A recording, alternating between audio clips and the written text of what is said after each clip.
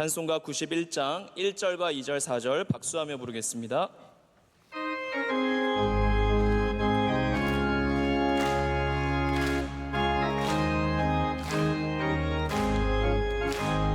슬픈 마음 있는 사람 예수 이름 믿으면 영원토록 변함없는 기쁜 마음 얻으리. 예수의 이름은 세상의 소망이요 예수의 이름은 천국의 기쁨일세. 거룩하신 주의 이름 너의 방패 삼으라. 환난 시험 당할 때에 주께 기도드려라. 예수의 이름은 세상의 소망이요 예수의 이름은 천국의 기쁨일세. 우리 갈 길 나간 후에 보좌 앞에 나아가 왕의 왕께 경배하며 면류관을 드리니.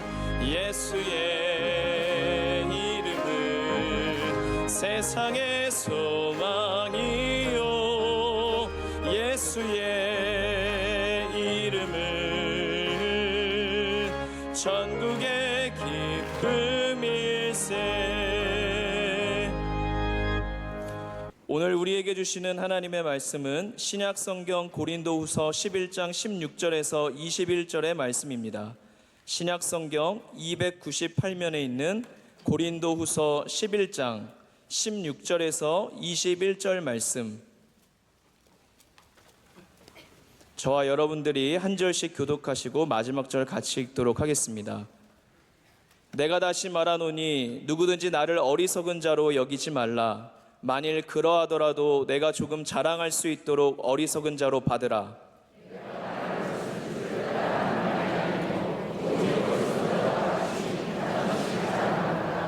여러 사람이 육신을 따라 자랑하니 나도 자랑하겠노라.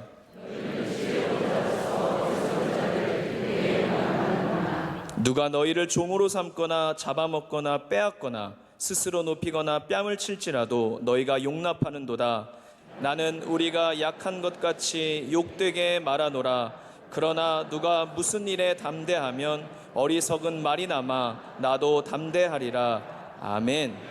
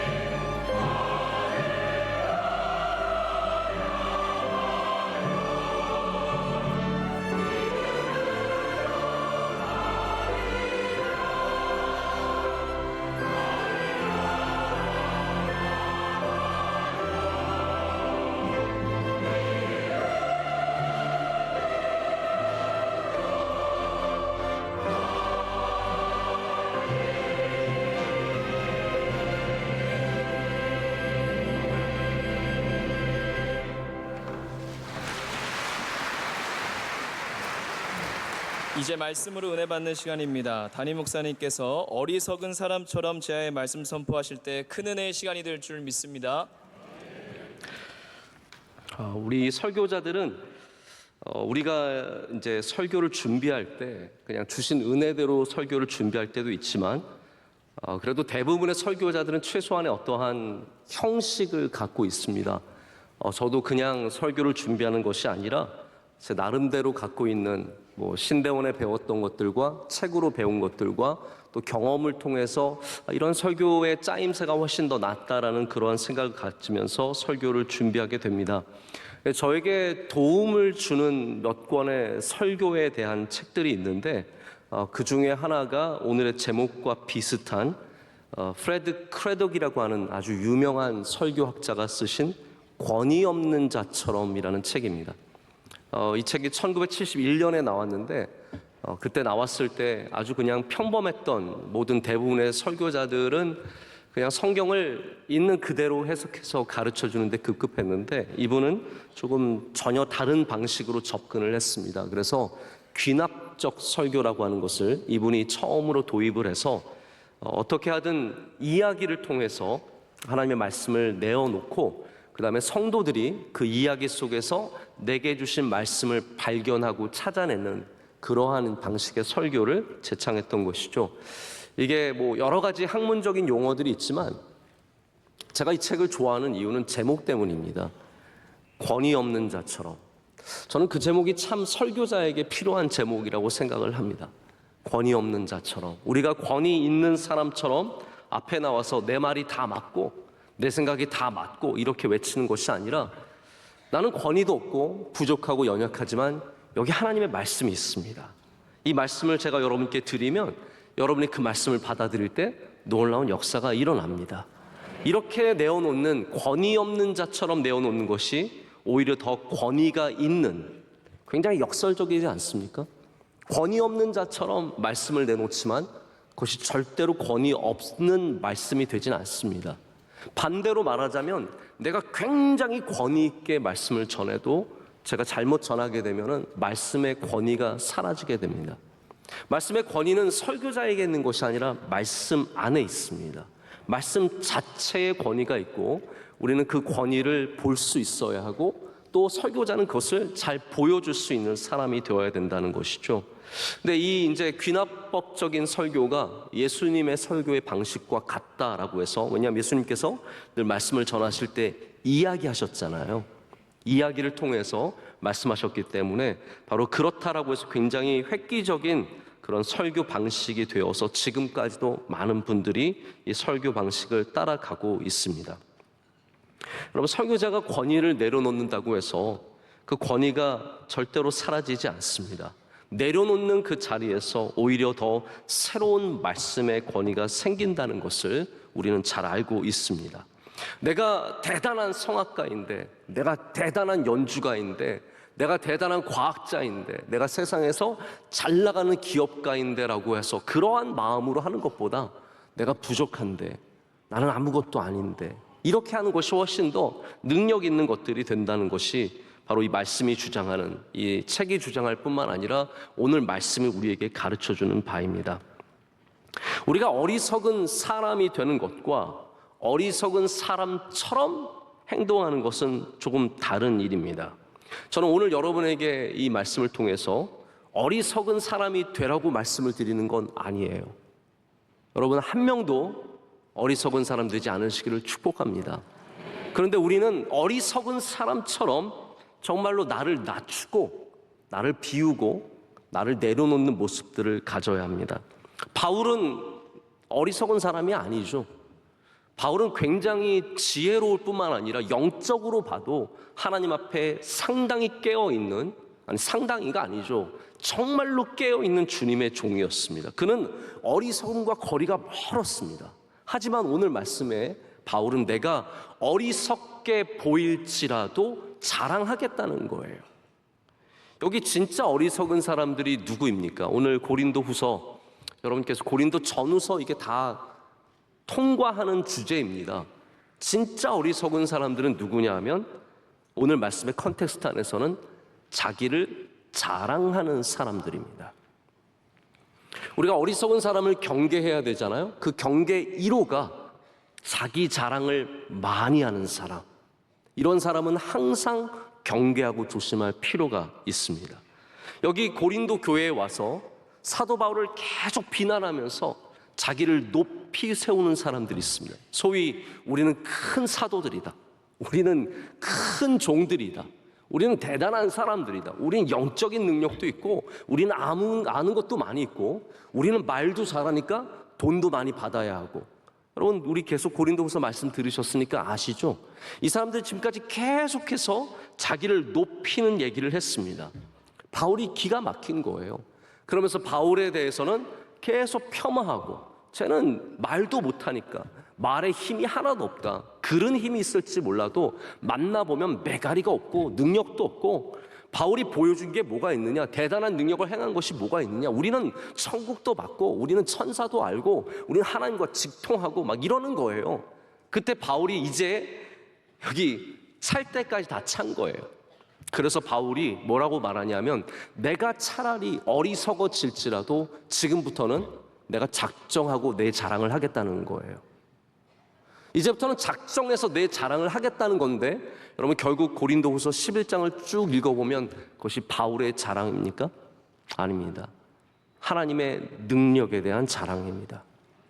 자기가 어떤 집안에서 태어났고 자기가 어떤 능력을 갖고 있고, 그 다음에 이제 고생한 이야기를 많이 쓰죠. 파선도 당하고 강도도 당하고 매를 맞았고 수많은 일을 당했는데, 내가 고난을 당했어도 저 사람들보다 훨씬 더 많이 당했고 내가 알아도 훨씬 더 많이 알지만 사실은 그게 중요한 게 아니라는 거예요. 내가 그것을 자랑하지 않는 이유는 그것보다 훨씬 더 중요한 것이 바로 복음의 능력, 예수 그리스도의 능력이기 때문이라는 것이죠. 그래서 바울은 자랑을 바보처럼, 그가 그렇게 경계했던 이 어리석은 사람들처럼 자랑을 하지만 그것은 진짜 자랑이 아니라 자기를 내려놓고 이 고린도 사람들을 구하기 위해서 어쩔 수 없이 어리석음을 택한 것이라고 말할 수 있습니다. 여러분, 제가 방금 전에도 어리석은 사람들을 경계하라고 말씀을 드렸는데요, 우리 교회도 어리석은 사람을 경계해야 되고, 여러분, 그리스도인 되신 여러분들도 항상 어리석은 사람들을 경계해야 합니다. 성경은 미련한 어리석은 사람에 대한 경고가 굉장히 많습니다. 우리가 생각하는 것보다 훨씬 더 많이 그런 내용이 들어 있습니다. 이제 아주 유명한 구절 중에 하나가 잠언 17장 12절 말씀이에요. 이렇게 되어 있습니다. 제가 읽어드릴게요. 되게 재밌게 쓰여져 있어요. 차라리 새끼 빼앗긴 암콤을 만날지언정 미련한 일을 행하는 미련한 자를 만나지 말 것이니라. 암콤, 저는 암콤을 안 만나봐서 걔가 얼마나 싸나운지 모르겠어요. 근데 차라리 암콤을 만날지언정 미련한 사람은 피하래요. 여러분, 한번 생각해 보세요. 여기 사람이 있고요, 여기 암콤, 그것도 새끼를 빼앗긴 암콤이 있습니다. 누구를 만나고 싶으십니까? 우리는 당연히 사람이 나을 거라고 생각을 하겠죠? 그러나 성경은 그렇지 않다는 거예요. 그 미련한 사람, 이 미련한 사람이 암콤보다 훨씬 더 위험한 사람이라는 것이죠. 우리가 많은 만남을 위해서 기도하지 않습니까? 저도 누군가를 위해서 기도할 때, 특별히 우리 젊은이들을 위해서 기도할 때 제가 만남을 위해서 기도를 많이 합니다. 좋은 배우자도 만나라고 하고, 좋은 동료들도 만나라고 하고, 또 좋은 믿음의 사람들 많이 만나라고 축복의 기도를 합니다. 근데 우리가 만남을 위해서 기도하는 만큼 만나지 말아야 할 사람을 만나지 않기 위해서도 기도해야 합니다. 할렐루야. 사기꾼 만나지 말아야죠. 여러분, 속아 넘어가지 마시기를 축복합니다. 정말 많은 사람들이 속아 넘어갑니다. 만나지 말아야죠. 나를 괴롭히는 악한 사람들 만나지 말아야죠. 진짜 괴롭히는 사람들 만나면요, 자기의 영혼을 잃어버립니다. 얼마나 고생하고 힘들고 어려운 일들이 많이 있는지 모릅니다. 그런데 여러분, 어리석은 자를 만나면 도망치셔야 합니다. 아무 생각하지 마시고 도망치셔야 합니다. 새끼를 잃은 암콤을 만난 것처럼 앞뒤 안 보고 도망가요. 여러분 산을 가다가 곰을 만났어요. 구경하고 사진 찍고 계실래요? 뭐 우리 한번 식사나 같이 한번 합시다. 뭐 이러실래요? 누가 산에서 곰을 만났는데 도망치지 않을 수 있겠습니까? 제가 영상을 봤는데 일본 분이 굉장히 제가 요즘에 교양있습니다. 일본 분이라고 말하는 거 들으셨죠, 여러분? 네. 어떤 일본 분이 산에 들어갔는데 산에 아주 가파른 언덕을 올라가는데 밑에서 곰이 쫓아오는 거예요. 그걸 또 찍어요. 그것도 대단한 사람인데 아마 머리에 뭐가 달려 있었겠죠. 카메라가 달려 있었던 것 같은데 이 곰이 쫓아오니까 이 일본 사람이 굉장히 지혜로웠어요. 위로 이게 밑에 오니까 이 사람이 위에 있으니까 발로 곰을 막 찼어요. 야! 일본 말로 막 했어. 그랬더니 곰이 몇 대를 맞더니 곰이 도망을 가더라고요. 등산화에 제대로 맞았는지 아픈지 아니면 얘 뭐 별거 아니라고 생각해서 그런지 도망을 갔어요. 근데 여러분 이거는 그냥 곰입니다. 그러나 새끼를 보호하는 암곰은 전혀 다릅니다. 제가 또 다른 영상을 봤는데 이 암곰이 자기 새끼가 있는 곳에 사람이 그 근처 오니까 정말 죽일 듯이 달려들더라고요. 절대로 포기하지 않아요. 그 사람이 겨우겨우 살아남았는데 기적에 가까웠어요. 암곰이 달려드는 상황은 정말 위험한 상황입니다. 제가 여러분께 어떠한 도전을 드리고 싶은 거냐면 미련한 사람, 어리석은 사람이 위험하다라는 것을 말씀을 드리고 싶은 거예요. 이해가 되십니까? 우리가 어리석은 사람을 만나면 대부분 어떻게 생각하냐 하면 야, 모자란 사람을 만났다. 별로 안 좋은 사람을 만났다. 그러니까 마치 어떤 더럽거나 지저분하거나 그냥 머리가 안 좋은 것을 만났다 정도로 생각하시는 것 같아요. 근데 성경은 우리의 관점을 완전히 바꿔주는 겁니다. 어리석은 것은 위험하다는 거예요. 다시 말씀드립니다. 어리석은 것은 단순히 모자란다는 것이 아니라 불편하다는 것이 아니라 이거는 굉장히 위험하다는 거예요. 여러분 어리석은 사람을 불처럼 여겨야 돼요. 어리석다고 해서 이거를 뭐 토끼처럼 야 토끼니까 괜찮아. 멍청한 닭, 야 닭이 멍청해도 뭐 우리를 위협하겠어? 아닙니다. 여러분 위험한 사람은요 불과 같은 존재이고 칼과 같은 존재이고 잠언에서는 암콤과 같다라고 했습니다. 그래서 어리석은 자, 자기를 자랑하고 하나님의 말씀을 우습게 여기고 자기의 주장을 굽히지 않고 듣는 귀는 없고 남들에 대해서 소리만 치는 이런 어리석은 성경이 보여주는 아주 티피컬한 어리석은 사람들이 있거든요. 그런 사람들은 단순히 교회를 시끄럽게 하고 어렵게 하는 정도가 아니라 그것이 위험한 사람이라는 것을 아셔야 돼요. 그래서 저는 바라기는 여러분 모두가 위험한 이 어리석은 사람들을 만나지 않기 위해서 기도하셔야 되고 그리고 누군가가 어리석은 사람이라는 판단이 들면 함부로 대하지 마시고 피하셔야 합니다. 자, 길을 가다가 여기 난동을 부리는 사람이 있어요. 여러분 그 사람 피하세요? 안 피하세요? 피해야죠. 가서 뭐 대화로 내가 대화를 잘하니까 내가 한번 해결해 볼게. 그게 아니라니까요. 난동을 부리는 사람은 이미 뭐 술이 취했든지 정신이 이상이 있든지 요즘에 정신 이상자들이 얼마나 많은 범죄를 저지릅니까? 해코지를 하고 어렵게 합니까? 여러분 그냥 머리가 이상하다는 것이 착한 사람인데 조금 모자란다는 것이 아니라 이것은 굉장히 위험하다는 것을 말해요. 누가 차를 막 함부로 운전하고 있어요. 여러분 그 주변에 가면 돼요, 안 돼요? 안 되는 거예요. 뭐 그걸 이 간단한 걸 대답을 안 하고 그러세요. 네. 고속도로를 가고 있는데 여기 덤프 트럭이 막 트레일러를 가득 싣고 막 120km 달리고 있어요. 여러분 그 옆에서 같이 달릴 거예요? 네? 그 옆에서 누가 같이 우리 소풍이나 가는 마음으로 1시간 동안 같이 달려야지 옆에서 쿵쿵거리는 트럭 옆에서 가는 사람이 어디 있습니까? 트럭이 있으면 무서운 트럭이 있으면 피해 가야죠. 어리석은 사람도 똑같다라는 거예요.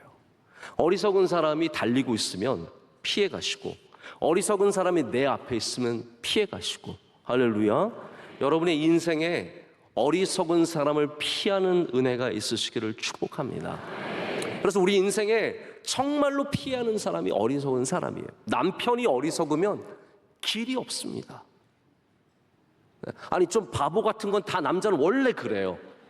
그게 아니라 어리석은 사람들, 진짜 뭐가 귀한지 몰라서 하나님이 주신 귀한 선물인 아내를 때리는 사람들, 말을 듣지 않고 자기 주장만 하는 사람들, 감사한 것은 모르고 더욱더 많은 것들만 요구하는 사람, 이런 어리석은 사람들은 피하는 게 상책입니다. 아내도 마찬가지입니다. 여러분, 남편과 아내를 만나는 것이 요즘에 이 세상을 보면은 생명의 위협이 되는 일이에요. 아시잖아요. 남편이 아내를 죽이는 일들이 얼마나 많고, 아내가 남편을 죽이는 일도 있어요. 없지 않아요. 있다니까요. 왜 그렇습니까? 이게 다 어리석은 사람들이기 때문에 위험하다는 것이죠. 제가 이 어리석은 사람에 대해서 오늘 말씀을 준비하다가, 이거는 너무 중요한 주제고 우리가 한번 다 함께 이 말씀을 좀 깊이 들어봐야 할 필요가 있다라고 생각을 해서, 저도 그러면 깊이 준비를 해야 되니까 나중에 한번 제가 주일 말씀에 이 어리석은 자에 대한 좀 말씀을 나누려고 이제 요 정도로 어리석은 자에 대해서 말씀을 멈추겠습니다. 근데 여러분, 어리석음이라는 것은 단순히 우리가 행하는 일에 어떤 베이스가 깔려 있는 것이 아니라 존재에 깔려 있습니다.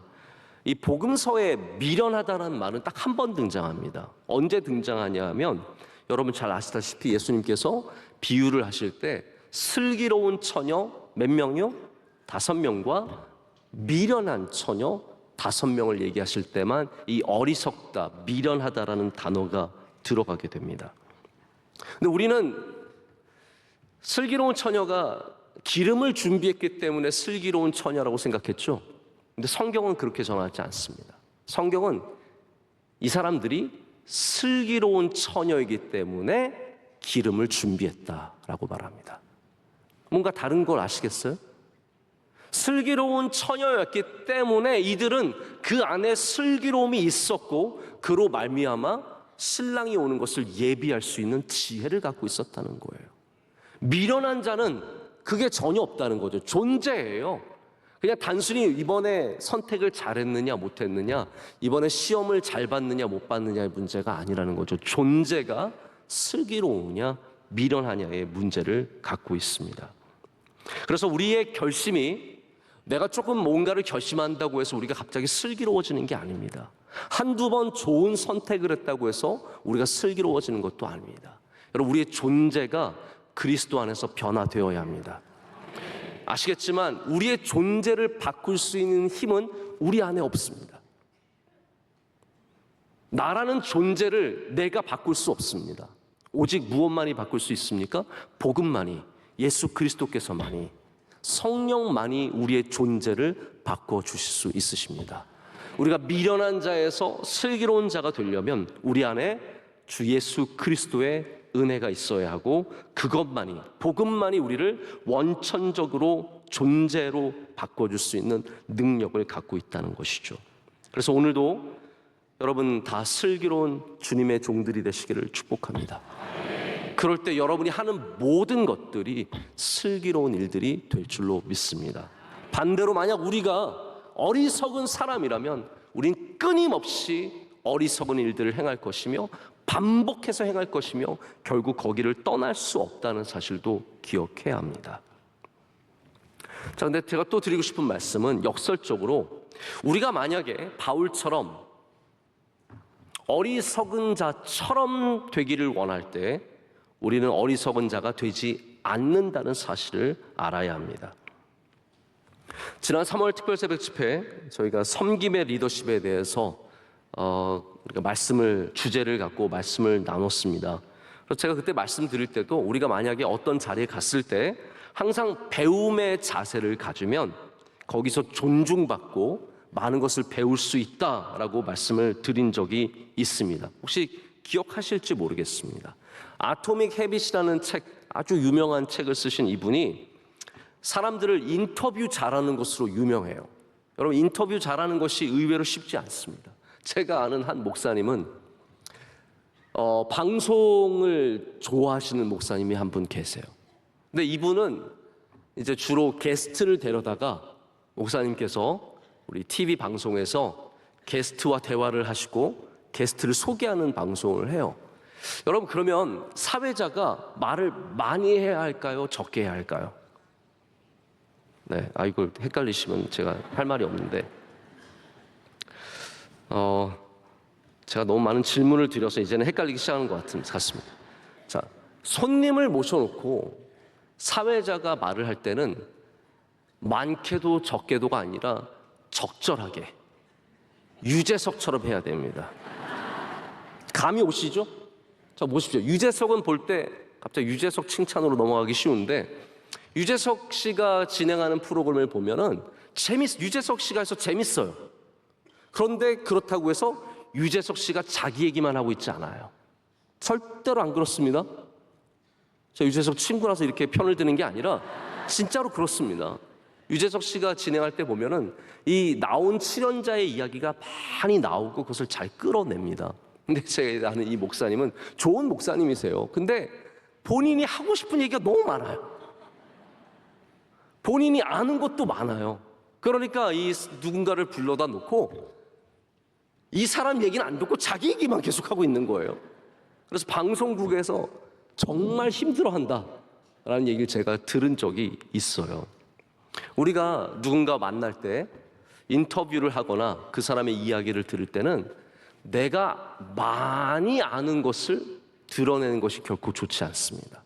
혹시 여러분 누군가 얘기할 때 내가 어디 지난번 경주를 갔는데, 그러면 바로 봐서 나도 경주 간 적 있는데, 이렇게 하시는 분들 있죠. 내가 작년에 경주 갔는데, 그러면서 이분이 내가 이번에 경주 갔는데 다 묻혔어. 끝났어. 거기서 도입을 말하자마자 더 이상 말하지 못하고 이분이 자기가 경주 간 얘기를 1시간 동안 하는 거예요. 이거는 사실 굉장히 어리석은 겁니다. 이 아토믹 헤빗이라는 책을 쓰신 분은 인터뷰를 잘 하시는 분인데 그 이유가 있어요. 그게 뭐냐면 자기는 어디를 가든지 어리석은 자처럼 군다라는 거예요. 그 방에서 가장 어리석은 사람처럼 군다라는 거예요. 영어 표현은 dumbest예요. dumbest. 가장 어리석은 사람처럼 그 방 안에서 굴 때 자기가 정말 뛰어난 것들을 배우게 된다는 거예요. 해군 제독을 만났어요. 물론 해군에 대해서 조금 알고 있겠죠. 그러나 자기보다 해군 제독이 해군에 대해서, 군에 대해서, 삶에 대해서 얼마나 풍성하게 아시겠습니까? 물어보는 거예요. 해군의 중요한 덕목들이 뭐냐? 어떻게 해서 해군들이 이렇게 작전을 잘 수행하느냐? 자기가 아는 척하는 것이 아니라 어리석은 자가 되어서 그분의 말씀을 경청하는 거죠. 여러분, 그럴 때 이분이 정말로 좋은 얘기들을 많이 끌어내서 자기에게 큰 도움으로 삼는 것을 제가 듣고 또한 보게 되었습니다. 지금 바울이 어리석기로 작정한 것은 바울이 정말로 어리석어서가 아닙니다. 여러분 아시겠지만 바울은 진짜로 지혜 있는 사람이고 영적으로도 충만한 사람입니다. 그런데 바울은 지금 어리석은 자처럼 행동하여서 그의 어리석음을 통해서 하나님의 영광을 드러내고자 하고 있습니다. 좋은 것을 꺼내는 거예요. 여러분, 우리가 낮아지면 좋은 것이 꺼내집니다. 우리가 부족해지면 좋은 것이 나옵니다. 우리가 조용히 있으면 좋은 것을 듣게 됩니다. 우리가 항상 이 어리석음의 원리를 알아야 합니다. 바울처럼 어리석은 자처럼 행동할 때 하나님의 능력과 영광이 나타나고 있습니다. 그래서 바울은 지금 자기가 굳이 단 한 번도 밝히지 않았던 것을 여기 쭉 적고 있습니다. 그래서 22절부터는 자기의 출신을 말합니다. 내가 이스라엘 사람 중에 이스라엘 사람이다. 히브리인 중에 히브리인이다라는 것을 말하고 얼마나 수고했는지, 얼마나 많은 환난과 고난을 지나갔는지를 말합니다. 근데 여러분, 이게 저는 이 마음을 너무 이해해요. 왜냐하면 바울이 고린도 교회 교인들을 만나서 항상 어떻게 자기 자랑을 하겠습니까? 생각을 해보세요. 여러분 한번 이렇게 생각을 해보시면 좋을 것 같아요. 제가 오늘 이 말씀을 준비하는데 고생을 했을까요? 안 했을까요? 네, 고맙습니다. 정말 알아주시니 감사합니다. 제가 남의 거 베껴서 나와서 그냥 했으면 얼마나 편하겠습니까? 저 오늘 새벽 예배 마치고부터 지금까지, 물론 중간에 농구는 했지만 정말 말씀 붙잡고 기도하고 안 나오면 엎드리고, 그래서 계속 말씀을 써서 준비해서 가지고 나왔습니다. 저는 토시 하나 안 빼고 다 써요. 원래 체질이 그래요. 저는 능력이 없어요. 그래서 가끔 이렇게 몇 줄 딱 요점만 쓰고 올라가셔서 말씀 전하시는 분들 보면 놀랍습니다. 이필삼 목사님 대단한 분이세요. 그분은 일부러 길게 안 써요. 그러면 자기는 메인다는 거예요. 근데 여러분 원로 목사님도 글씨를 쓰셔서 그렇지 원로 목사님도 거의 다 그대로 쓰십니다. 설교를 다 원고를 쓰시고, 그리고 그걸 마치시고 자유를 갖고 하실 때가 달라지시는 거지. 쓰세요. 원래 다 쓰세요. 근데 자 보십시오. 제가 오늘 이렇게 열심히 설교 준비를 했다는 것을 한 번 말할 때는 들어줄만 해요. 그렇죠? 저 오늘 처음 그랬잖아요. 이런 말 처음 했잖아요. 그렇잖아요. 제가 언제 여러분께 제가 설교하는데 진짜 고생했어 이런 말 했던 적이 있긴 있겠죠. 그러나 뭐 많지는 않겠죠. 그러나 제가 내일 새벽 예배에도 제가 이 설교를 준비하느라 얼마나 고생했는지 아십니까? 주일 설교에도 제가 이 설교를 준비하느라 얼마나 고생했는지 아십니까?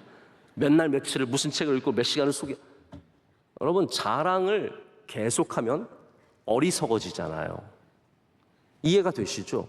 자랑은 어리석은 거예요. 그래서 바울은 너무나 그것을 잘 알기 때문에 단 한 번도 자기 얘기를 안 했습니다. 내가 얼마나 수고했는지, 얼마나 고생했는지, 얼마나 애썼는지, 너희를 얼마나 사랑하는지, 내가 얼마나 괜찮은 사람인지. 여러분 생각해, 제가 맨날 저는 저희 아버지는 김에 삼자 환자 혹시 아십니까? 네, 유명한 목사님이시고 우리는 뭐 경주 김씨의 멧돼손이고, 그리고 뭐 제가 공부를 해서 뭐 몇 등을 했었고 박사학위를 몇 년 만에 받았고, 그래서 제가 뭐 강의를 어디서 했고, 이런 얘기를 또 주저리 하면 여러분 어떻겠어요? 짜증 이빠이로 나지 않겠습니까? 얼마나 듣기가 힘들겠어요. 바울이 왜 단 한 번도 이런 것을 강조하지 않았을까요? 알면 아는 것이지만 자기가 자기 입으로 말하는 것은 부끄러운 일인 거예요. 부끄러운 겁니다. 자랑을 안 하는 겁니다. 그런데 이 자칭 큰 사도들이라고 하는 사람들은 이거를 너무너무 자랑하는 거예요. 항상 자랑하는 거예요. 그런데 문제는 뭐냐 하면 이거를 고린도 교인들이 용납하는 거예요. 들으면서 좋은 거예요. 바울을 계속 무시하면서 자 우리는 훌륭한데 바울은 저거밖에 안 돼. 이 말을 기쁘게 듣는 거예요. 그래서 바울이 오늘 그 지적을 하고 있지 않습니까? 너희가 그것을 기쁘게 용납하는도다 라고 말하잖아요. 바울이 지금까지 한 번도 그런 얘기 하지 않았던 것은 이것이 부끄러운 일이었기 때문이라는 것이죠. 근데 지금 왜 꺼냅니까? 이 고린도 교회 교인들이 잘못된 거짓 사도들, 가짜 사도들, 이 진짜가 아닌 것들에 매여서 거기서부터 벗어나지 못하고 있기 때문에 이제 바울이 말하면서 야 봐라, 저들이 아무리 훌륭하다고 해도 사실 내가 갖고 있는 것들이 훨씬 더 많은데 너희는 왜 이것을 보지 못하느냐. 나는 이렇게 많은데도 단 한 번도 그것을 강조하지 않고 오직 복음의 능력만 강조했는데 너희는 저 사람들 자랑 몇 번 했다고 저게 쏙 빠져가지고 그 사람들한테 사로잡혀서 끌려가고 있지 않느냐라고 말을 하고 있는 것이죠. 바울은 신념이 있는 사람이에요. 자기의 자랑을 하지 않겠다는 신념이 있습니다. 그런데 여러분 바울이 귀한 건 그겁니다. 복음을 위해서, 고린도 교회 교인을 위해서 나의 신념조차도 꺾어버린 거예요. 바울에게는 자랑이란 건 부끄러운 거예요. 이거는 하면 안 되는 거예요. 그런데 더 이상 참지 못하고 자랑하는 유일한 이유는 바로 복음을 위해서 고린도 교인들을 사랑하기 때문에 자신의 신념을 꺾어버린 것이죠. 여러분, 우리가 그리스도인으로서 갖고 있는 신념들이 있습니다. 근데 어떤 사람들은 복음보다 신념이 더 강할 때가 있습니다. 예수 그리스도보다 나의 신념이 더 강할 때가 있습니다. 여러분, 그건 맞지 않다라는 것이죠. 우리는 복음을 위해서 내가 갖고 있는 어떤 가치관이나 신념이나 내가 일생에 지켜왔던 거, 저는 이거 한 번도 한 적 없습니다. 그런 거 있죠, 여러분. 난 다시는 안 할 겁니다. 이거 절대로 저는 안 합니다. 저는 아무리 시켜도 이거 안 합니다. 그러나 우리 그리스도인들은 주님이 시키시면 할 수 있어야 합니다. 그것이 나의 신념과 나의 주장과 나의 생각과 어긋날지라도 그것이 하나님의 뜻을 이루는 일이라면 바울처럼 어리석어지기를 작정하고 자기의 자랑을 마침내 꺼내 놓는 것이죠. 다시 말씀드립니다. 오늘 고린도 교회 상황을 보십시오. 이들은 떠벌리는 사람들, 어리석게 자랑하는 사람들을 기쁘게 용납하였습니다. 기쁘게 용납했대요. 우리가 어디서 왔고, 우리는 얼마나 정통파이고, 우리가 얼마나 많은 능력들을 갖고 있고, 내가 영적인 경험을 해서 나는 천국에 다녀왔고, 이런 것들을 기쁘게 받아들이고 있었다라는 것이죠. 여러분, 이 사람들이 이 자랑을 함으로써 고린도 교회를 장악하기 시작했습니다. 혹시 여러분 원하신다면 여러분의 조직을 장악할 수 있는 방법 중에 하나가 내 자랑을 계속하는 겁니다. 내 자랑을. 나는 얼마나 훌륭한 연주자이고, 나는 얼마나 훌륭한 신학자이고, 나는 얼마나 훌륭한 목사이고, 계속 자랑하면요, 사람들이 결국 거기에 넘어가서 장악을 당합니다. 여기 어디까지 이르게 됐냐면요, 이게 문자적인지 사실인지는 분명하지 않지만 오늘 20절에 바울이 이렇게 증언을 합니다. 누가 너희를 종으로 삼거나 잡아먹거나, 잡아먹진 않았으니까 이게 실제로 일어난 일은 아니겠죠. 빼앗거나 스스로 높이거나 뺨을 칠지라도 너희가 용납하는도다. 이게 무슨 말이냐면요, 고린도 교회를 장악한 이 거짓 사도들이 무슨 일을 해도 괜찮다라고 용납하고 있었다는 거예요. 뺨을 때려도 용납을 하고, 종으로 삼아도 용납하고, 빼앗아도 용납하고, 실제는 아니겠지만 잡아먹어도 다 그냥 그런 줄 알고 넘어간다라는 거죠. 여러분, 우리는 깨어나야 할 줄로 믿습니다. 어리석은 자들이 우리를 장악하지 못하도록 우리는 영적으로 깨어서 경계하는 사람들이 되어야 합니다. 자, 그래서 제가 오늘 결론적으로 말씀을 드리자면, 우리는 자기를 부풀리는 사람들, 자기를 지나치게 자랑하는 사람들을 항상 경계해야 합니다. 할렐루야. 여러분이 자랑하시지 않는 것은 제가 알고 있기 때문에 여러분이 자랑하지 않는 것에 대해서는 특별히 강조하지 않겠습니다. 우리 교회는 자랑하는 교회가 아닙니다. 저는 그렇게 되기를 원하고 이미 그런 교회라고 분명하게 믿고 있습니다.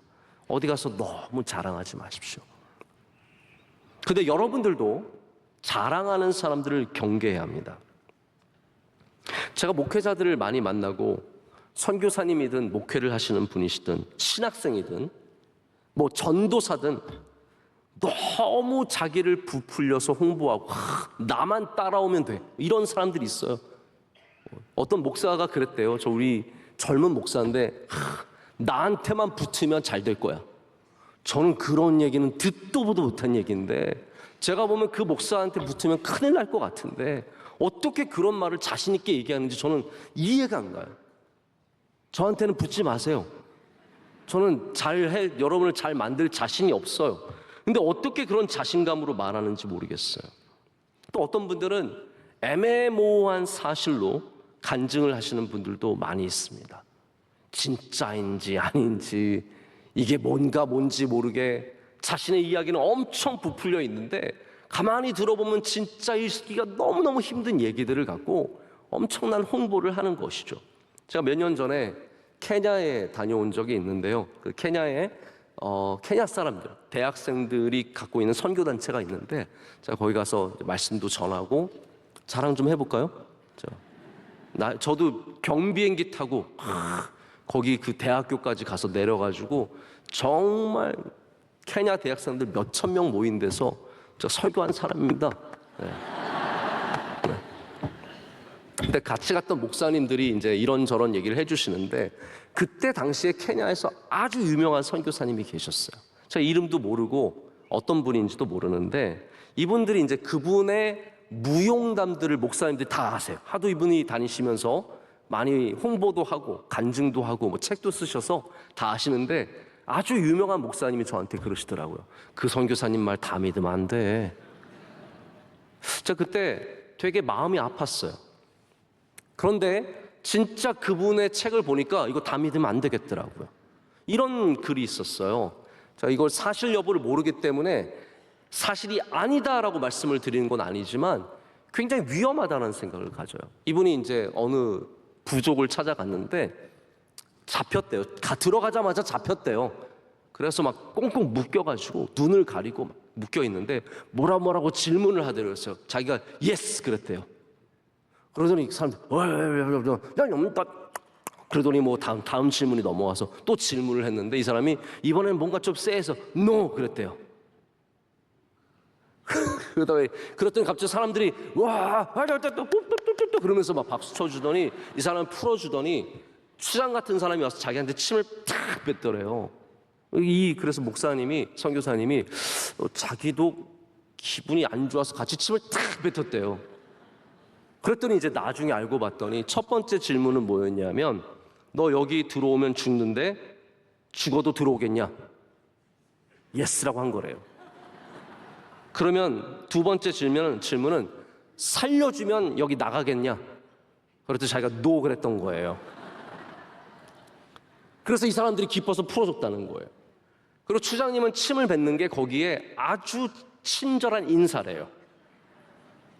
물이 부족한 곳이라서 침을 뱉고 인사를 한대요. 이게 물이 들어가면 복이라고 해서 이것조차도 저는 잘 모르겠어요. 침을 탁 뱉는데 자기도 침을 기분 나빠서 뱉었지만 그게 함께 즐거워하고 축복하는 인사였다는 거예요. 그래서 그 순식간에 그분이 뭐 그 마을에서 영웅이 되고 뭐 그래서 선교를 잘 사셨다는 이야기예요. 솔직히 저는 잘 모르겠어요. Yes, no. 그리고 이것이 주 예수 그리스도의 복음을 전하는 것과 얼마나 깊은 관계가 있는 것인지, 우리가 주님의 복음을 전하는 것이 무용담인지 아니면 정말로 주 예수 그리스도의 복음을 사랑하는 사람들에게 나누는 일인지, 무용담 속에서만 하나님이 역사하시는지, 이거 아무도 증언해 줄 사람이 없는데 이 이야기를 우리가 다 받고 믿어야 하는지. 제가 이분을 특정해서 말씀드렸지만 저는 이분을 모욕하거나 이분을 폄하하기 위해서 이런 말씀을 드리는 건 아닙니다. 어떤 누구도 한번 부풀리기 시작하면 그것을 멈추기가 어렵습니다. 여러분들도 잘 아셔야 됩니다. 무엇인가를 부풀리기 시작하면 그 다음부터는 그것을 멈추기가 어렵습니다. 어리석음은 또 다른 어리석음을 불러올 수밖에 없는 구조를 갖고 있습니다. 호박줄기처럼 계속 딸려오는 거예요. 제가 이야기만 드리고 말씀을 맺겠습니다. 이제 다음 주면은 여러분 혹시 아시는지 모르겠는데 어린이날입니다. 이제 아셨습니까? 네, 잘 준비를 하세요. 여러분들 어린이날 선물 준비하고 계십니까? 제가 얼마 전에 저희 첫째 아들한테 물어봤어요. 영민아, 너 어린이날 선물 뭐 받고 싶니? 내년에는 너 어린이날 선물이 없다. 너 내년에는 중학교 1학년이다. 지금 막 제가 가슴이 막 웅장해지는 거예요. 우리 아들이 중학생이 되다니. 드디어 내년은 중학생이니까 어린이날 선물 없다. 그러니까 올해 잘 골라라. 네 마지막 어린이날 선물이다. 잘 골라라. 일단 저희 아들이 거의 금식 기도에 지금 들어갔어요. 잘 고르려고. 저희 둘째 딸은 이미 다 골라놨습니다. 그래서 저희 둘째 딸은 돈이 안 들어요. 얘는 뭘 고르라 그러면 제일 어디서 싼 거 이상한 거 가져와서 자기 이거면 됐대요. 누가 데려갈 건지 복 받을 겁니다. 이번에도 어린이날 선물 뭐 해줄까? 무슨 테이프를 해달래, 테이프. 제가 그러니까 한 3,000원이면 살 것 같은데 그 테이프를 해달면 자기는 해달래요. 우리 셋째는 요즘에 착한 아이 병이 걸렸어요. 얘가 원래 이런 애가 아니거든요. 근데 요즘에 이 병이 유행인지 모르겠는데 착한 아이 병이 걸려서 착한 말만 합니다. 제 앞에 와서 계속 착한 말만 해요. 제가 아들한테 물었죠. 셋째한테 너 어린이날 선물 뭐 해줄까? 그랬더니 저한테 이러는 거예요. 아빠, 내 어린이날 선물은 아빠가 설교 잘하는 거야. 이게 무슨 말입니까? 그 지가 말해놓고 지가 굉장히 좋아하면서 저한테 뭐라 그러냐면 아빠 이거 설교 시간에 꼭 얘기해.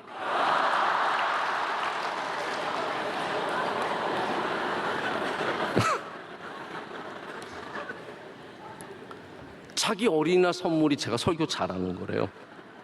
제가 설교를 못하니까 이제 우리 아들이 제가 너무 안 돼 보여가지고 그렇게 생각을 했던 것 같아요. 근데 제가 그 이야기를 들으면서 설교를 잘한다는 것이 무엇일까를 생각해 봤습니다. 설교를 잘한다는 것이 무엇일까? 어쩌면 더 절제하고 더 낮아지고 더 어리석어져야 하나님의 영광이 넉넉히 드러나지 않을까를 생각해 보지 않을 수가 없었습니다. 제가 설교를 못한 이야기가 있어서 후회한 적도 있습니다. 뭐 종종 우리 수요예배 때 제가 길어지면 끊지 않습니까? 못한 이야기가 있어서 후회한 적도 있는데 사실 그 후회보다는 잘못 이야기했기 때문에 후회했던 적이 더 훨씬 많았습니다. 하지 말아야 할 말과 하지 않았어도 되는 이야기들을 내어놓기 때문에 후회할 때가 더 많았습니다. 또 제가 이곳에서 똑똑하게 보이고 멋지게 보이려는 인간적인 욕심을 내려놓고 어리석게 보일지라도 주의 복음만 선포된다면, 주의 복음의 능력만 여러분이 보실 수 있다면 그것이 정말로 잘하는 설교가 아닐까. 저는 오늘 이 말씀을 통해서도 다시 한번 우리 구주의 예수 그리스도의 영광이 이곳에 가득하기를 원합니다. 저는 어리석지만 주님의 말씀은 능력이 있기 때문에 저의 어리석은 부족함 속에서도 주의 영광만이 이곳을 채우고 여러분 안에 가득해지시기를 축복합니다. 우리 함께 하나님의 말씀 생각하면서 주신 말씀 생각하면서 찬양하시겠습니다. 하나님의 부르심입니다.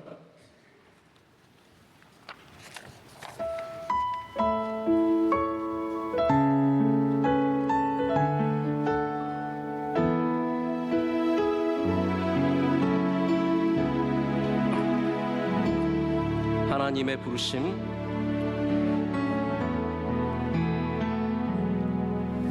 하나님의 부르심에는 후회하심이 없네. 내가 이 자리에 선 것도 주의 부르심이라.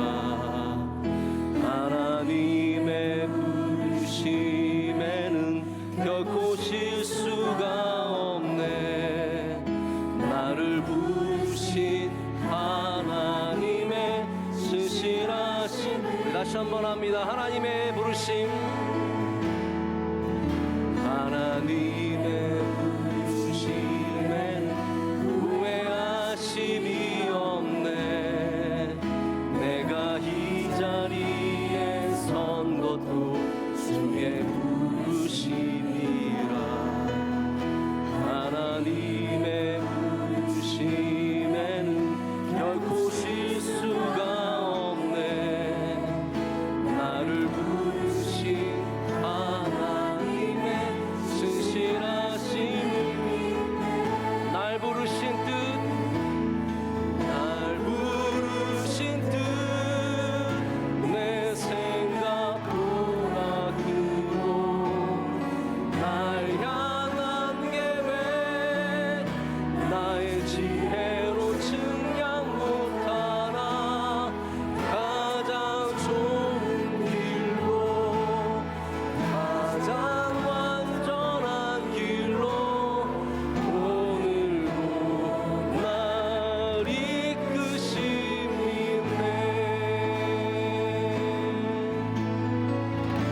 작은 나를 부르신 주를 나는 알 수 없지만 오직 감사와 순종으로 주의 길을 가리라. 때론 내가 연약해져도 주님 날 도우시니 주의 놀라운 그 계획을 나는 믿으며 날 부르신 뜻 내 생각보다 크고 날 향한 계획 나의 지혜로 증량 못하나 가장 좋은 길 가장 완전한 길로 오늘도 날 이끄신 날 부르신 뜻 내 생각보다 크고 날 향한 계획 나의 지혜로 증량 못하나 가장 좋은 길로 가장 완전한 길로 오늘도 우리 한 번만 더 하겠습니다. 날 부르신 뜻